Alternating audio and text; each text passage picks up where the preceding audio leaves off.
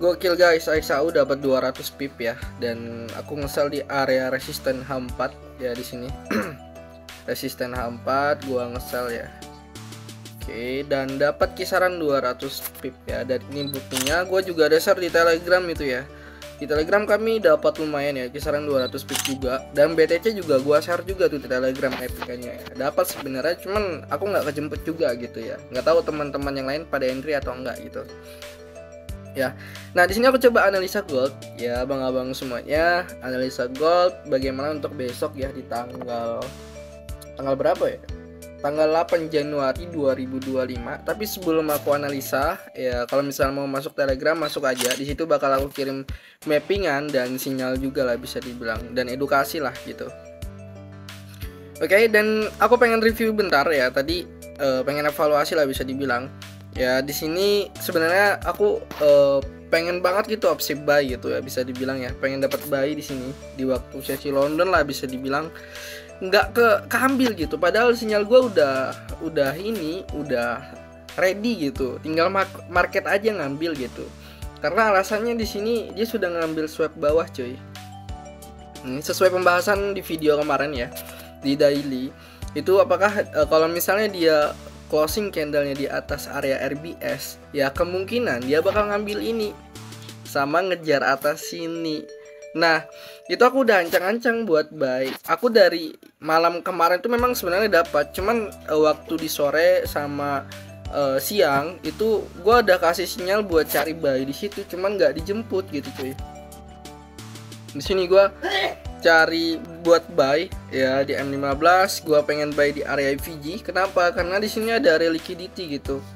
Nah, area liquidity tersebut harusnya diambil dulu sebelum dia terbang, dan ternyata ketika dia jatuh di sini cuma sampai sini doang gitu anjir.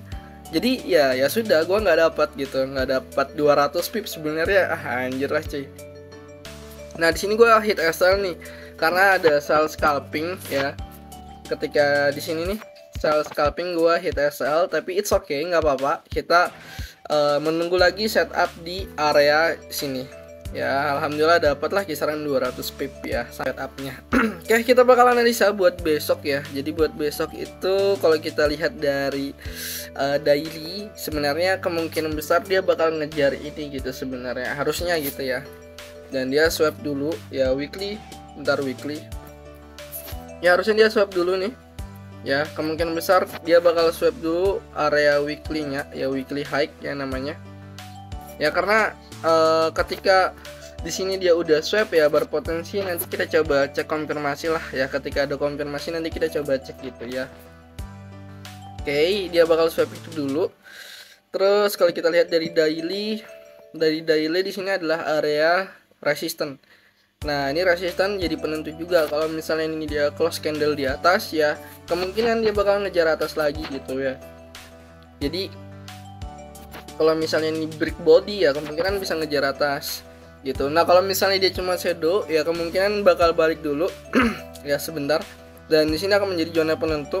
Baru di sini dia akan bermain lah besok mungkin ya, akan bermain di bawah sini ya, nanti akan bermain bawah sini. Jadi teman-teman harus kudu hati-hati juga kalau misalnya ada manipulasi ke atas ya, bisa dibilang.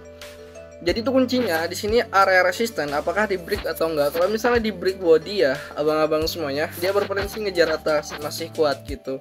Nah nanti kalau misalnya mau cari sell swing itu ada di sini ya. Nah bukan sell swing sih, sell intraday buat TP jauh lah di atas 300 pipan itu di sini. Karena apa? Karena di sini adalah area VG gitu ya, fair value gap, EOI juga gitu ya. Jadi kalau misalnya abang-abang pengen cari sell tuh di sini ketika dia udah swap. Nah tapi untuk besok kalau misalnya dia nggak bisa break area ini, resisten ini ya, kemungkinan dia bakal ke bawah dulu dan akan bermain di area support terbaru, support di sini ya, area support di sini RBS ya, dia akan di situ. Nah nanti penentunya seperti itu gitu. Jadi kita bisa cari setup sell lah untuk besok ya. Kalau misalnya udah swap kita bisa cari setup sell, baru nanti TP-nya di area order block sini gitu ya untuk besok ya. Kalau kita lihat dari H4 pun ya di sini H4 dia kalau misalnya closing candle di bawah jadi fake break ya, jadi masih ada potensi buat dia lanjut terjun gitu, bisa dibilang. Oke, kayak gini ya. Di sini udah swipe semua ya, habis ya, kemana sudah kita bahas. Di sini dia closing candlenya di atas ya, H4-nya. Nah, nanti kita lihatlah closing candle H4-nya itu di mana gitu. Kalau misalnya di bawah ya masih potensi buat dia turun lagi gitu ya, ngambil liquidity ini bisa dibilang. Ya nanti baru di area sini kita bisa cari setup buat buy juga ya.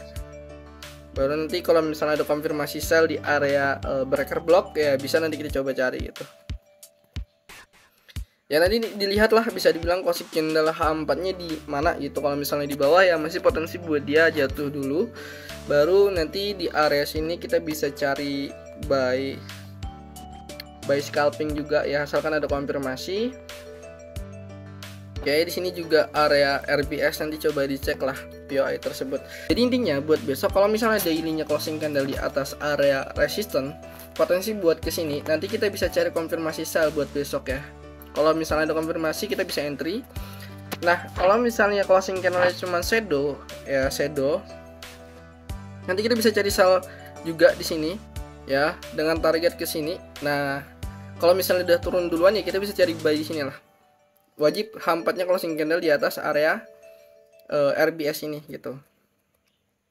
Oke, untuk besok ya. Jadi penentunya itu closing candle di daily, apakah closing candlenya di atas resistan atau di bawah resistan. Kalau misalnya di bawah resistan nanti kita coba cari sell di dekat-dekat sini dengan konfirmasi. Kalau misalnya di atas ya, nanti kita bisa cari buy di sinilah ya, dia fullbacknya gitu, area order block gitu. Nanti sellnya di atas ini buat kita cari konfirmasi intraday ataupun swing gitu ya. Oke, kalau misalnya closing candle di bawah ya kita cari sell juga. Dan nanti buy-nya tuh di sinilah, di area sini, area support gitu. Kita coba cari ya.